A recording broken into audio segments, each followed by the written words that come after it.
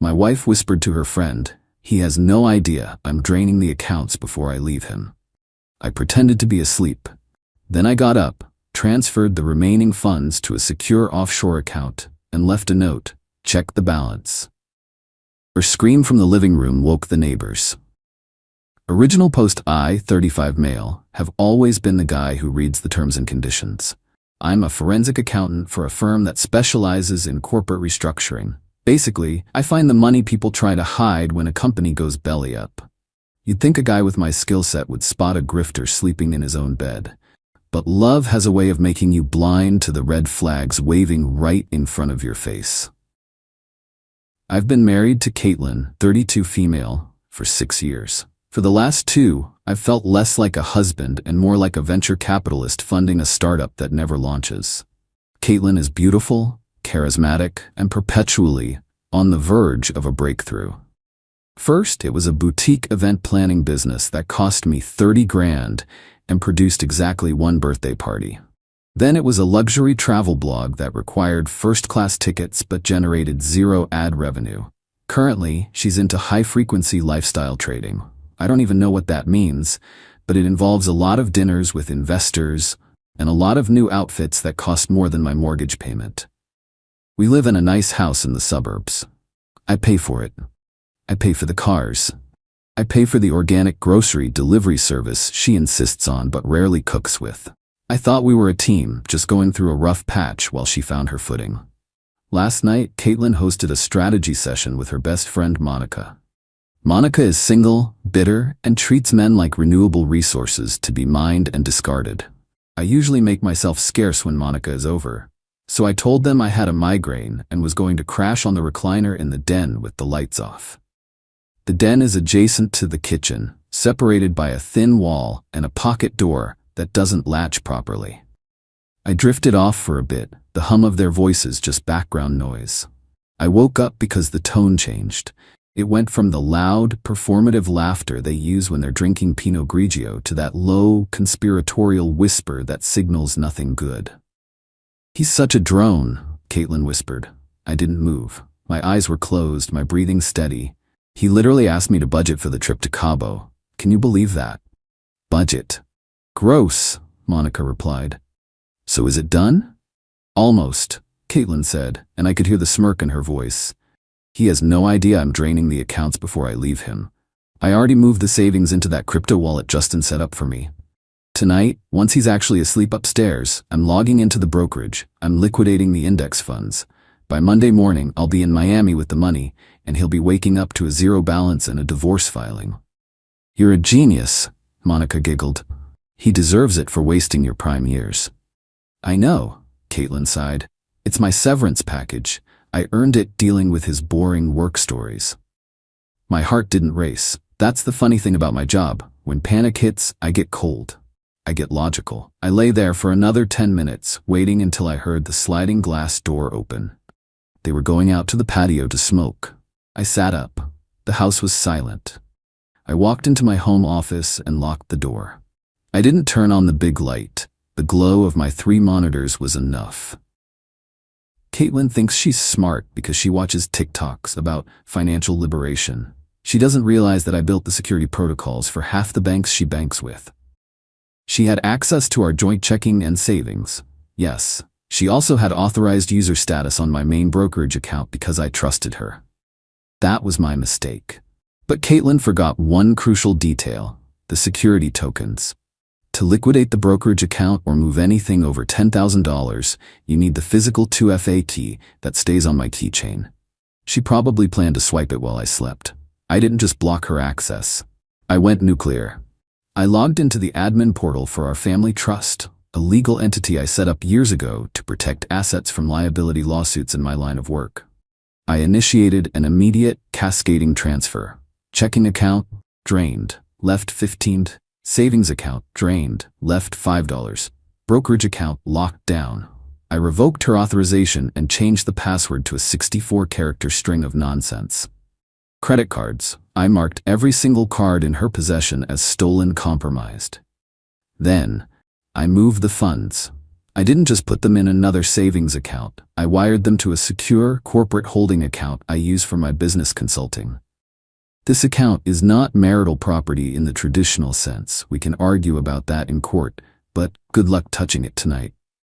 And more importantly, it's impenetrable without my biometrics. It took me 12 minutes to turn Caitlin from a wealthy housewife into a woman with $15 to her name.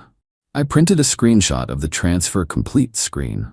On the back of it, I wrote in thick black marker, "Check the balance." I walked out to the kitchen. I propped the note up against the bottle of expensive wine they had been drinking. Then I went upstairs, packed a bag with my essentials, passport, laptop, hard drive, suits, and walked out the front door. I drove my car around the block and parked where I could see the living room window, but remain hidden in the shadows. I waited. It took about 20 minutes. I saw the kitchen lights flick on. I saw shadows moving. Then, the window to the living room seemed to vibrate. The scream wasn't human. It was the sound of a predator realizing it had walked into a bear trap. No, no, no, no, no. I could hear her through the glass of my car. The neighbor's lights started flickering on. I saw Caitlin running around the living room, phone in hand. She was frantically tapping, probably trying to refresh the banking app, hoping it was a glitch. Then my phone buzzed. "Where is the money?" "Lucas, the app is broken. Fix it." "I know you did something. Pick up the phone, you psycho." I didn't reply. I just watched. A police cruiser rolled up about 10 minutes later. The neighbors must have called in a domestic disturbance. I watched the officers walk up the driveway. Caitlin opened the door, hysterical, pointing inside. I started my car and drove to a hotel downtown, the Four Seasons. I figured since I was the only one with access to the money, I might as well enjoy it. Update 1. I am currently sitting in a suite that costs more per night than Caitlin's car payment. I have ordered room service and I am watching the chaos unfold from a safe distance. The morning after the scream, I woke up to 73 missed calls and a text thread that looked like the diary of a madwoman. "Caitlin, the police said they can't do anything. They said it's a civil matter. You stole my money. I have a brunch meeting with investors in an hour. My card was declined for the Uber. Turn it back on. Now. I'm sorry, okay? I was just venting to Monica. I wasn't really going to leave. I was drunk. Please, Lucas, I have no gas in the car." I took a sip of my coffee and finally replied, "Me. I heard the part about the crypto wallet, Caitlin, and the part about Miami, and the part about me being a drone. The bank isn't broken. The cards aren't broken. You are no longer an authorized user on my accounts. Good luck with the investors." Then I called my lawyer. Let's call him Saul. Saul is the kind of lawyer who scares other lawyers. He doesn't raise his voice. He just raises his billable hours and destroys you with paperwork. I met Saul at his office at 10 a.m. I played him the recording. Yes, I have security cameras in my house with audio. I installed them 2 years ago after a break-in down the street. Caitlin knows they are there. She just forgot, or she's too arrogant to care. Saul listened to her whisper. He has no idea I'm draining the accounts before I leave him. He smiled. It was a terrifying smile. "Well," Saul said, "she just admitted to attempted grand larceny and premeditated embezzlement of marital assets. That's going to make the divorce proceedings very efficient." We filed for divorce immediately. We also filed an emergency motion to freeze any assets she did manage to squirrel away, specifically that crypto wallet she bragged about. While we were drafting the paperwork, Caitlin was busy digging her hole deeper. She went to the bank. According to the branch manager, who I have known for 10 years, she caused a scene that involved throwing a stapler at a teller. She demanded they override my authorization. They threatened to call the police. She left, but not before screaming that I was financially abusing her. Then she tried to sell the furniture. I got a notification from my home security system. Motion detected in living room. I pulled up the feed on my phone. Caitlin and Monica were trying to drag my leather recliner out the front door. I called the local police non-emergency line. "Yes, this is Lucas' name. I am the homeowner at address. There are individuals removing furniture from the property. I am currently separated from my wife, and she is attempting to liquidate marital assets in violation of the pending divorce filing."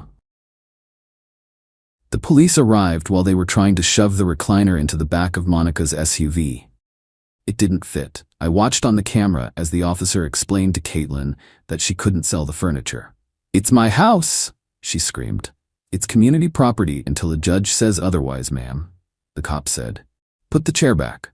She dragged the chair back inside. She kicked it, then she collapsed on it and started sobbing. But the real kicker, the part that makes this all make sense, came out later that afternoon. I received an email from a man named Justin. Subject: regarding your investment, Mr. Last Name. I am writing on behalf of Caitlin. There seems to be a misunderstanding regarding the capital transfer scheduled for this morning. We have strict deadlines for the Phase 3 buy-in for the Ascension Protocol. If the $150,000 is not received by close of business, Caitlin will lose her spot in the Founders Circle and her initial deposit will be forfeited. I forwarded the email to Saul immediately. Justin isn't just a crypto bro. I did a quick background check. Justin is a life coach and wealth guru who runs a pyramid scheme centered around buying virtual real estate in a metaverse that doesn't exist yet. Caitlin wasn't just leaving me. She was cashing me out to buy into a scam. She had already given him our savings, the money I thought was sitting in the emergency fund. She moved it weeks ago. I checked the records. She had been siphoning money for months, little withdrawals here and there. Then the big chunk. The entitlement is staggering.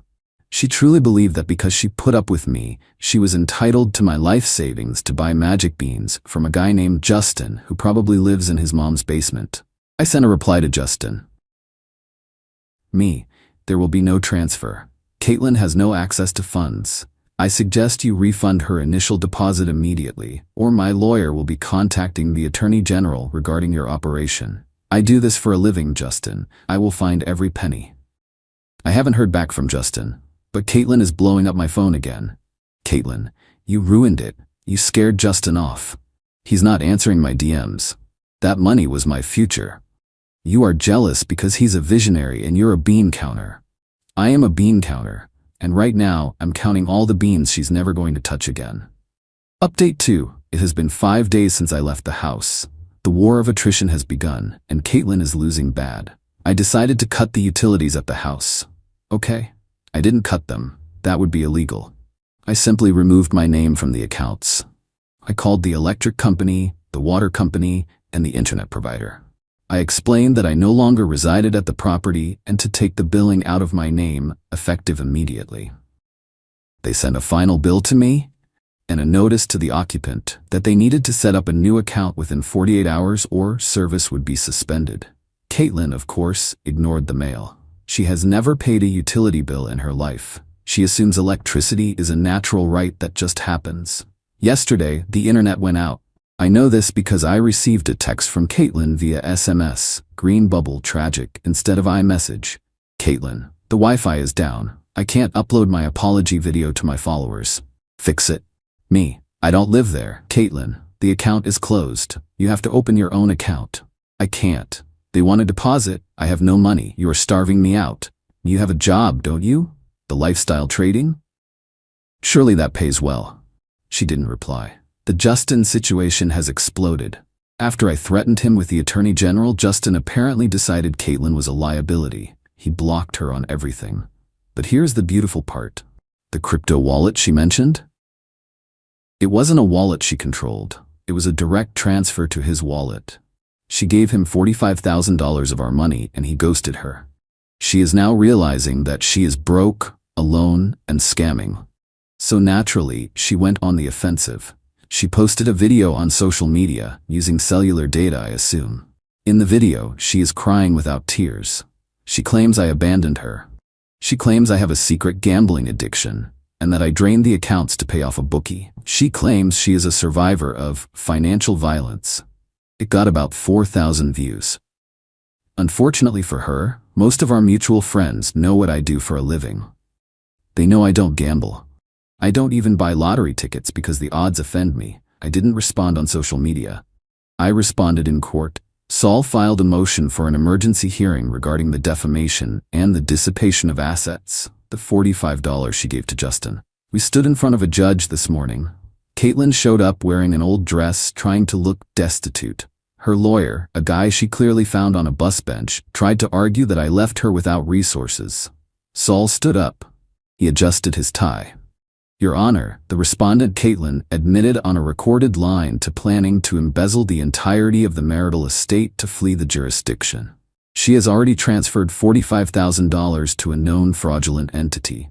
My client secured the remaining funds to preserve the estate. We are happy to release a stipend for necessities, provided she vacates the marital home so it can be sold to recover the losses she incurred. The judge looked at Caitlin. Mrs. Last name, did you transfer $45,000 to a Justin Miller? It was an investment, Caitlin shouted. It was going to triple in a month. Lucas is just trying to control me, the judge sighed. He rubbed his temples. Ma'am, that money is likely gone. You have dissipated marital assets. The petitioner, me, acted prudently to secure the rest. I am granting the motion. You have 30 days to vacate the home. You will receive a weekly stipend of $300 for food and essentials. Do not post about this case on social media again, or I will hold you in contempt. Caitlin looked like she had been slapped. $300? She whispered. That doesn't even cover my facial. Welcome to the real world, the judge said. After court, Caitlin tried to approach me in the parking lot. She switched tactics. She went for the soft approach. Lucas, she said, putting a hand on my arm, we're throwing away 6 years. I was just confused. Justin manipulated me. I'm a victim here too. Can't we just go home? I'll cook dinner. We can watch that show you like. I looked at her hand on my arm. I felt nothing. You were going to leave me with $0, Caitlin. You were going to wake up, steal everything I worked for, and leave me to rot while you partied in Miami. That's not confusion. That's malice. I was unhappy, she cried. Then you should have asked for a divorce, I said. Not a robbery. I got in my car. As I drove away, I saw her kicking the tire of her Range Rover, which reminds me I need to retrieve the Range Rover. The lease is in my name. Update 3, it has been 2 months. The dust has settled, and the silence is magnificent. The divorce was finalized yesterday. It was a bloodbath, but mostly for her. Because Caitlin had wasted $45,000 of marital funds on a scam, the court deducted that amount from her share of the remaining assets. Since we had about $100,000 in equity in the house and $200,000 in savings/investments that I saved, the math was not in her favor. After deducting the $45 she stole and half of the credit card debt she racked up, which I proved was for her personal business expenses, she walked away with about $15,000. Total. That is all she has to show for 6 years of marriage and a failed attempt at grand larceny. Justin, the scammer, was actually arrested in Florida last week on unrelated wire fraud charges. I sent the tip to the FBI myself. I attached the transaction logs from Caitlin's transfer. It felt good to use my professional skills for personal vengeance. Caitlin won't see a dime of that money back, but at least Justin is going to prison. The house. I sold the house. I couldn't live there anymore. Too many memories of her complaining about the backsplash I paid for. When the movers came to clear it out, we found that Caitlin had been busy. She couldn't sell the furniture, so she damaged it. She poured bleach on the carpets in the guest room. She scratched greedy into the hardwood floor of the hallway. I documented everything. I deducted the cost of repairs from her $15,000 settlement. She ended up with a check for $8,400. The confrontation. I saw Caitlin one last time. She came to the lawyer's office to sign the final decree. She looked tired. The high-frequency lifestyle gloss was gone. Her roots were showing. She was wearing jeans and a sweater that I recognized from Target. She signed the papers without looking at me. But as she stood up to leave, she paused. You know, she said, her voice shaking. You're going to be lonely. You're going to sit in your big, empty apartment with your money, and you're going to realize that money doesn't hug you back. I looked at her. I thought about the night she whispered to Monica. I thought about the way she laughed about draining my accounts. Caitlin, I said, I'd rather be lonely in a penthouse than broke in a pyramid scheme. And honestly, my money has never lied to me. It has never pretended to love me while plotting to stab me in the back. I think we'll be very happy together. She stormed out. Monica was waiting for her in the lobby. I noticed Monica didn't hug her. Monica looked annoyed that she was having to drive Caitlin around. That friendship has an expiration date now that Caitlin can't pick up the tab. Where I am now, I moved into a condo in the city. It's modern, secure, and has a great view. I changed all my passwords. I bought a new physical security key for my accounts. I'm not dating yet. I'm taking a break. I'm enjoying the simple things, like ordering a pizza and not having someone tell me it's low-vibration food. I did keep one souvenir. The note I wrote, "Check the balance." I framed it. It hangs in my home office, right above my monitors. It's not a trophy, it's a reminder. Always read the fine print, always trust your gut, and never ever go to sleep until you know where the exits are. Caitlin is living with her mother in a small town 2 hours away. I heard she's working as a receptionist at a dental office. I hope she learns how to budget.